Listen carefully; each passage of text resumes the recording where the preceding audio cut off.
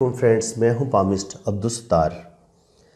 आज हम डिस्कस करेंगे कि हाथ पर क्या काले जादू होने के कुछ साइंस मिलते हैं। हाथ की लाइंस पर या उबारों पर कुछ ऐसे साइंस होते हैं जिनसे पता चल जाए कि आया इंसान को काला जादू है या नहीं है। बहुत दिलचस्प टॉपिक है और मेरे एक दोस्त ने कमेंट्स में कहा था कि सर आप प्लीज़ काले जादू के जो साइंस होते हैं, जो सिम्टम्स होते हैं, इनके बारे में आप प्लीज़ ज़रूर एक वीडियो बना दें। तो मैंने सोचा कि आपको पता है मेरी आदत का, मैं अधूरा सा काम नहीं करता। मैं बाकायदा एक पूरा पेपर वर्क करके पूरा एक कंप्लीट जो होता है ना नॉलेज, वो मैं किसी चीज़ के बारे में देता हूँ। मुझे आधी अधूरी बातें बयान करना बिल्कुल अच्छा नहीं लगता।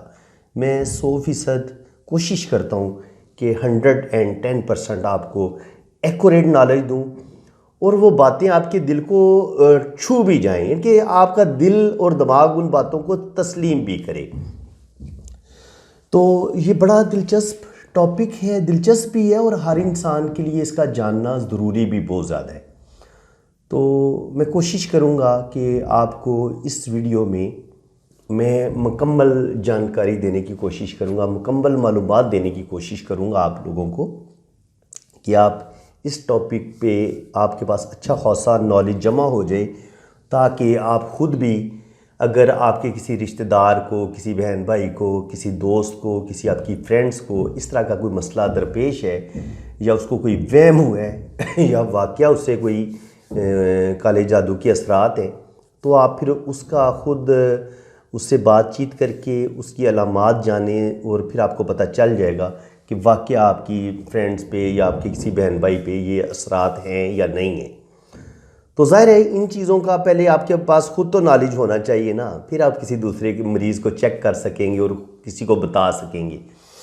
तो सबसे पहले तो ये देखेंगे कि ये 3 चीज़ें होती हैं। एक होती है नज़र बद का लग जाना। नज़र बद बरहक है।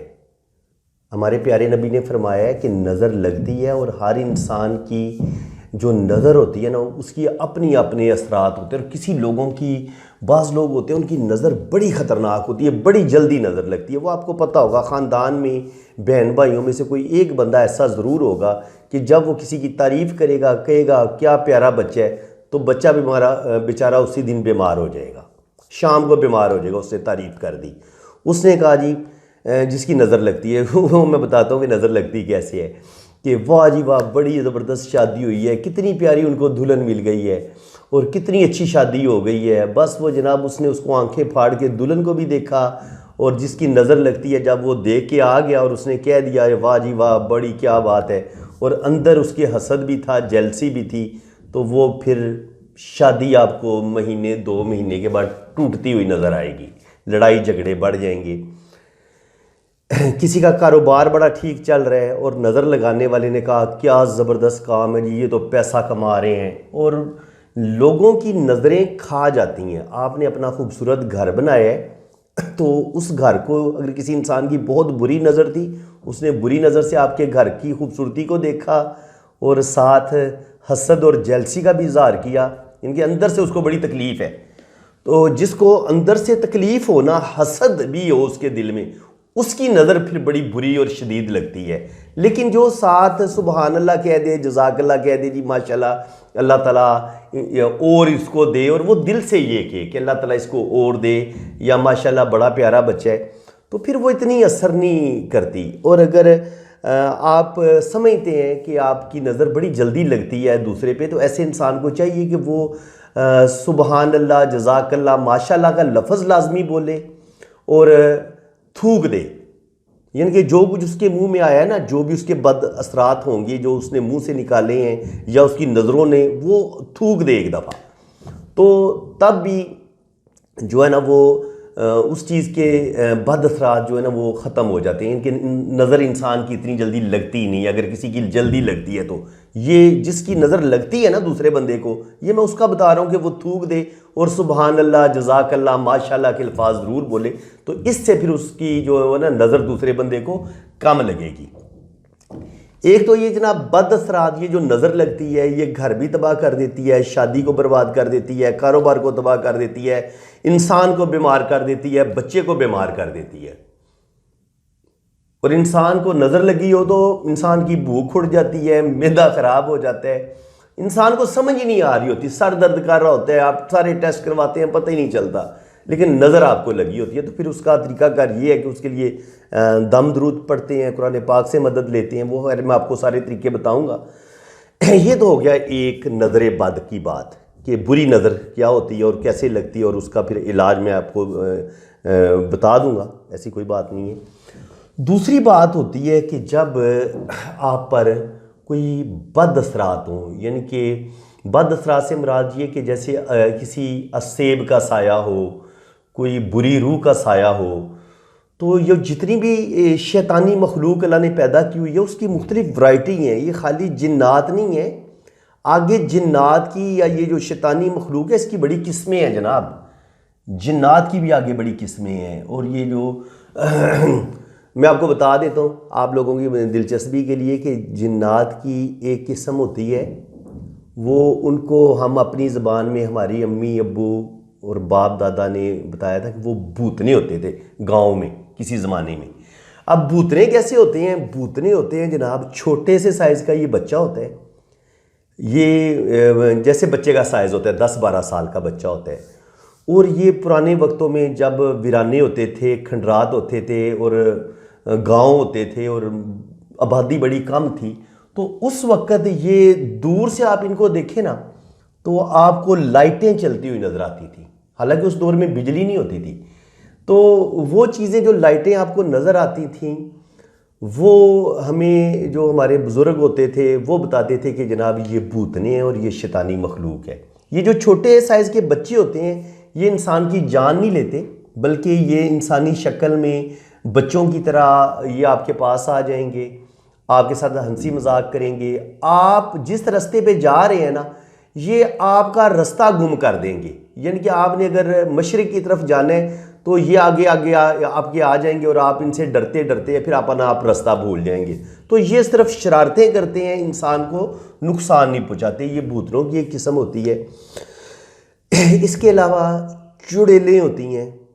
चुड़ैल जो होती है ये औरतनुमा होती है, इसके बारे में मशहूर है कि इसके पैर उल्टे होते हैं। खैर मैंने तो ज़िंदगी में देखी नहीं है ये सारी जो है ना, वो इनके बारे में जो कुछ भी आज तक मालूमात मिली हैं वो ये है कि ये एक ब्लैक कलर की औरत होती है जो अपनी शक्ल सूरत भी तब्दील कर लेती है।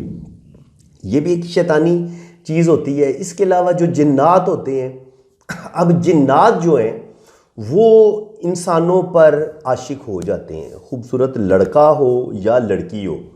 आम तौर पर जिन या जिन्नी मर्द पर भी आशिक हो जाती है।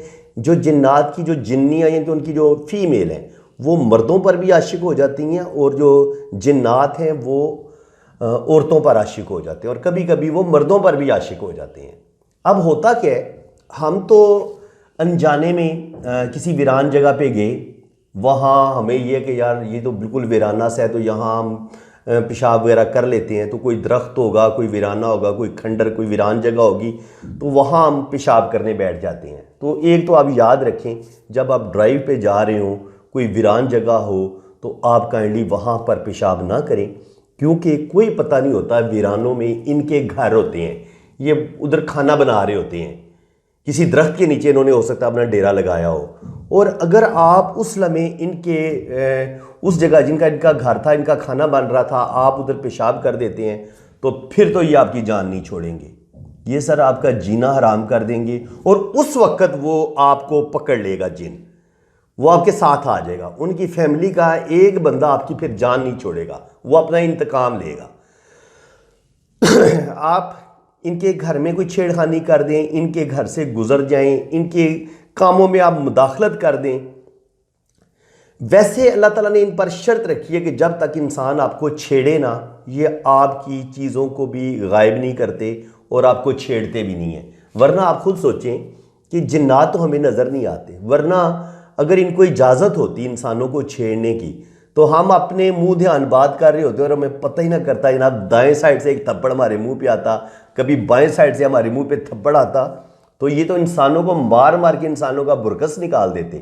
तो इसका मतलब ये है कि जिन्नात को भी इंसानों से बदला लेने या इंतकाम लेने की अल्लाह ताला ने कुछ शराइत रखी हैं। जब वो शर्त पूरी होती है उस वक़्त जिन्नात आप पर कब्जा करता है। दूसरी सूरत ये होती है कि बाज़ लोगों ने जिन्नात पर कब्जा किया होता है, जिन्नात उनके काबू में होते हैं। फिर ये जिन्नात जो होते हैं जिन्होंने इन पर कब्जा किया होता है, फिर वो होते भी आगे जिन्नात की भी किस्में हैं ना, ये हर मज़हब से ताल्लुक़ रखते हैं। मुसलमान जिन्नात भी होते हैं, यहूदी भी होते हैं, हिंदू भी होते हैं। अब अगर किसी मुसलमान जिन को काबू किया हुआ है, वो तो ज़ाहिर है उस पर इस्लामी शरीयत लागू होगी। वो चोरी नहीं करेगा, किसी को नुकसान नहीं पहुँचाएगा, किसी इंसान को तकलीफ़ नहीं देगा। लेकिन अगर आपने काला इल्म भी सीखा हुआ है और साथ आपने काले वो जिन्नात को भी काबू किया हुआ है, जो काफर हैं, सिख हैं, यहूदी हैं, पता नहीं किस मज़हब से उन जिन्नात का ताल्लुक़ है, तो फिर वो क्या होगा, वो इन जिन्नात को गलत मकासद के लिए भी यूज़ करेगा। यानी कि ये अपने जिन्नात को किसी घर में भेज देगा, वो जिन्नात उस घर में जाएगा और उसकी बात मानते हुए वो वहाँ के इंसानों को तंग करना शुरू कर देगा, क्योंकि वो अब इसका हुक्म मान रहा है, उसकी मजबूरी बनी हुई है। तो एक सूरत ये भी होती है कि ज़बरदस्ती कोई आमिल अपने जिन्नात को आपके घर में भेज के आपके घर का सुकून बर्बाद करे, आपके घर की चीज़ों को गायब करना शुरू कर दे, आपके कपड़ों पर कट लगने शुरू हो जाएं। तो इस तरह के सीन भी, खून के छींटे नज़र आना शुरू हो जाएं और घर में लड़ाई झगड़ा बढ़ जाए। तो इस तरह की चीज़ें जिन्नात की वजह से होती हैं कि जिन्नात जो हैं वो या तो आपके साथ मुसल्लत हो जाते हैं, आपकी वो किसी वीराने में, जो मैंने आपको बताया, कोई आपने यूरन वगैरह कोई किया, तो उस सूरत में वो पकड़ लेगा और आपके साथ वो हमेशा के लिए रहना शुरू कर देगा और आपको अज़ियत देगा आपके जिस्म को। क्योंकि इंसान जिन्नात को अल्लाह ताला ने इतनी ताकत दी है कि ये इंसान के जिस्म पर कब्ज़ा कर लेते हैं। और होता तो अंदर जिन है, लेकिन इंसान को अपने उस वक़्त हवास में नहीं होता, उसे नहीं पता होता कि वो क्या कर रहे हैं, क्या बोल रहे हैं। अब जो बात करेगा वो जिन इंसान के अंदर से बोलेगा, इंसान बात नहीं कर रहा होता, इंसान को पता ही नहीं होता वो किस हालत में है, किस हालत में नहीं है।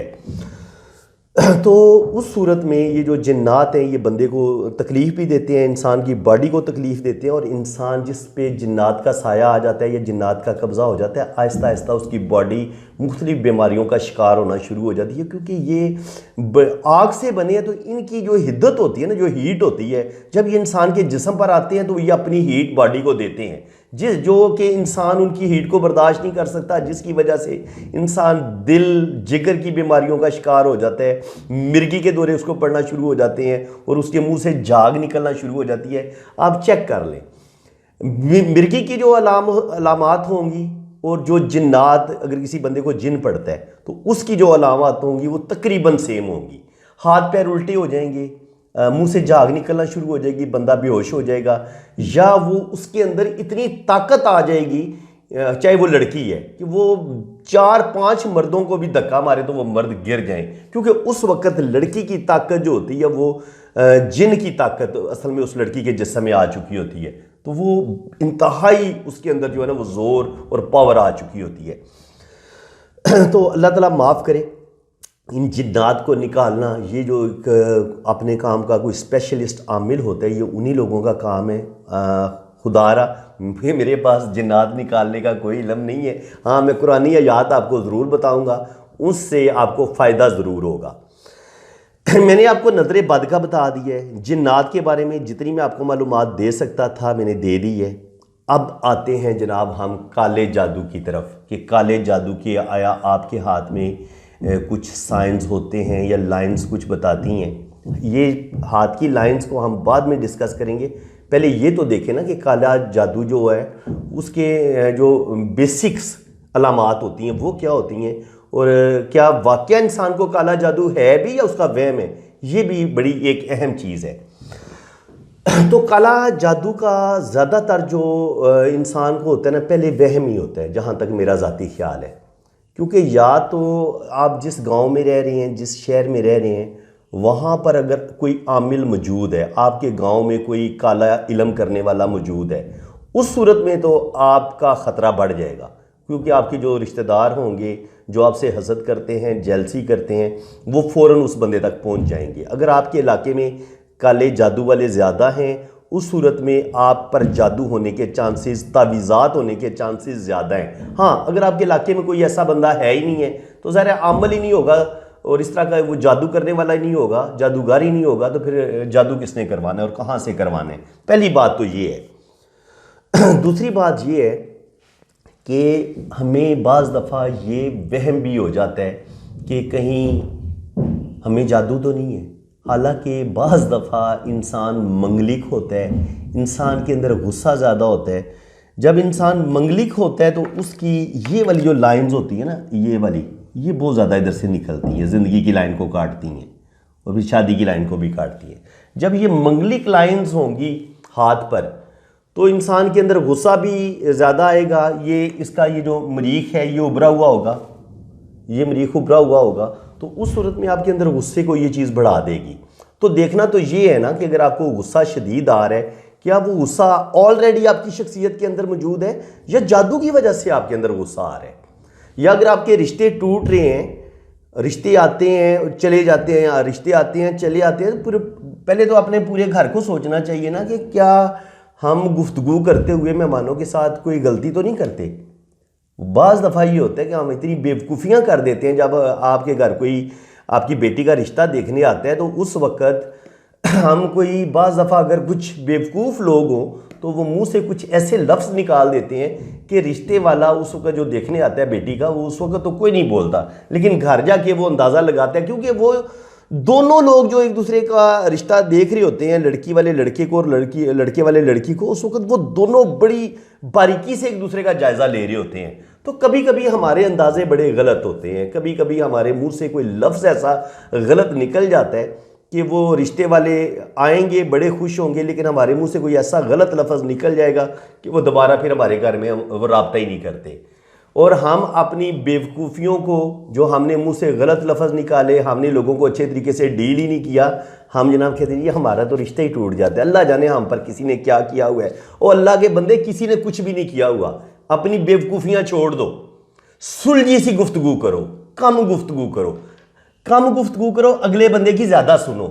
खुद पढ़ पढ़ पढ़ पढ़ वो होता है ना, कुछ लोगों को पचड़ पचड़ गुफ्तगू करने की आदत होती है, तो वो इस तरह अगर आप बोलोगे तो आपके मुंह से 1000 लफ्ज़ अगर आप बोलोगे तो 5-10 लफ्ज़ तो आप गलत बोलोगे ना, कुछ ना कुछ तो आप गलतियां करोगे। और जैसे ही आप गलतियां करोगे, दूसरा बंदा आपके घर दोबारा नहीं आएगा। वो कहेगा ये तो यार ये बेवकूफ़ से लोग हैं, हमने इनके साथ रिश्ता जोड़ के अपनी ज़िंदगी ख़राब करनी है। तो खुदा रहा अगर आप लड़की वाले और लड़के वाले एक दूसरे को अगर मिल रहे हैं तो सुलझी गुफ्तगू करें, अच्छी गुफ्तगू करें और कम गुफ्तगू करें। इनकी जो ज़्यादा ज़रूरी है, ज़्यादा अच्छी गुफ्तगू है वो करें, एक दूसरे के बारे में जाने समझें, तो फिर इंशाअल्लाह ताला वो जो आपके रिश्ते आते हैं ना और फिर दोबारा रिश्ते वाले नहीं आते, ये आपका मसला हल हो जाएगा। इसका जादू के साथ कोई ताल्लुक़ नहीं है। मैं हर वो ख़राबी बताने की कोशिश कर रहा हूँ जो यूट्यूब पे कोई बंदा डिस्कस नहीं करेगा, क्योंकि मैंने साइकोलॉजी भी पढ़ी हुई है, साइकोलॉजी मेरा फेवरेट सब्जेक्ट है।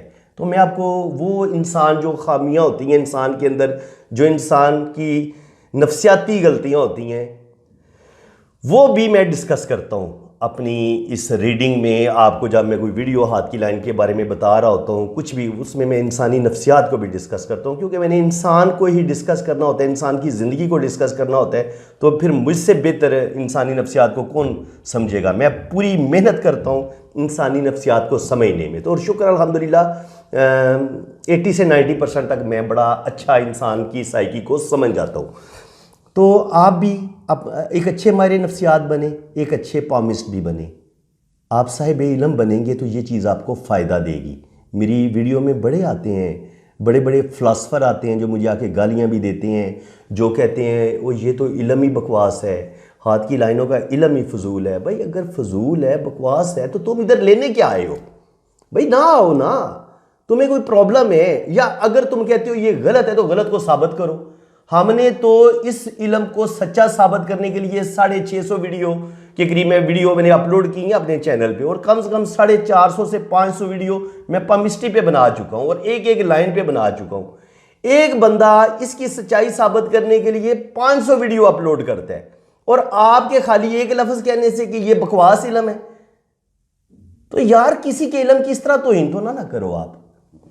आपका यानी कि खाली कह देना, अगर एक पेंटर एक मुसव्विर बड़ी खूबसूरत तस्वीर बनाता है तो आप उसको एक नज़र दे के कहते हो क्या बकवास इसने चीज़ बनाई है, तो यार उसने हो सकता है 6 माह या साल या 2 साल उस पेंटिंग पे मेहनत की हो, उसने अपनी तमाम तर सलाहियतों का इस्तेमाल उस पेंटिंग के अंदर किया हो, तो क्या आपके एक फिक्रे बोलने से कि ये बकवास पेंटिंग है क्या वो पेंटिंग रद्द हो जाएगी?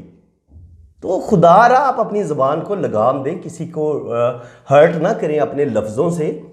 अगर आपके पास काबिलियत नहीं है, आपने इल्म नहीं सीखा, आपने नहीं इल्म पढ़ा, आप जाहिल के जाहिल हैं, तो सर इसमें मेरा कोई कसूर नहीं है। हमने सारी ज़िंदगी किताबें पढ़ी हैं, सारी ज़िंदगी कुरान पढ़ा है, सारी ज़िंदगी तफसीर पढ़ी है, सारी ज़िंदगी उलमा को सुने, तो आप भी सुने, शायद आपको अक्ल आ जाए। तो बड़ी मेहरबानी जनाब, दिल ना दुखाया करें। मैं बड़ा सेंसिटिव सा बंदा हूँ, तो मुझे बड़ा फिर दुख लगता है। मैं कहता हूँ यार देखो, इन्होंने खुद सारी ज़िंदगी इल्म हासिल नहीं किया, कुरान के पास ये नहीं गए, तफसीर इन्होंने नहीं पढ़ी, इल्म पामिस्ट्री इन्होंने नहीं पढ़ी, कुछ भी नहीं पढ़ा, और आके बड़े दावे के साथ बोलेंगे ये तो इस्लाम में जायज़ ही नहीं है। और भाई साबित कर कहाँ पे जायज़ नहीं है? हुजूर सल्लल्लाहु अलैहि वसल्लम के ज़माने में इल्म पामिस्ट्री था ही नहीं, तो तू किधर से साबित करेगा कि ये इस्लाम में जायज़ नहीं है? तो ये अपनी फ़िलासफ़ी आप अपने पास रखें। अगर आपके पास कोई दलील है तो दलील के साथ, लॉजिक के साथ मेरे साथ बात करें, ठीक है? तो बड़ी मेहरबानी आप लोगों की। अब जनाब जादू के टॉपिक पे मैं मज़ीद आपको बताऊंगा कि जादू,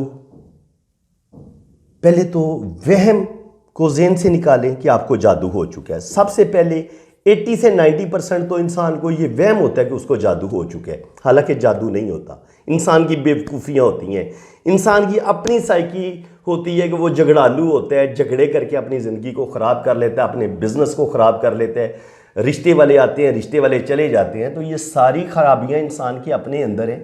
तो इसमें आप सारा कुछ जादू के खाते में तो ना डाल देना कि जनाब जादू की वजह से हमारी ज़िंदगी बर्बाद हो रही है। बिल्कुल जादू बरहक है, जादू बिल्कुल बरहक है। जादू का मैं आपको तमाम अलामात भी बताऊंगा कि जादू की अलामात क्या होती हैं और जादू को ख़त्म कैसे करते हैं, उसका रूहानी इलाज क्या है।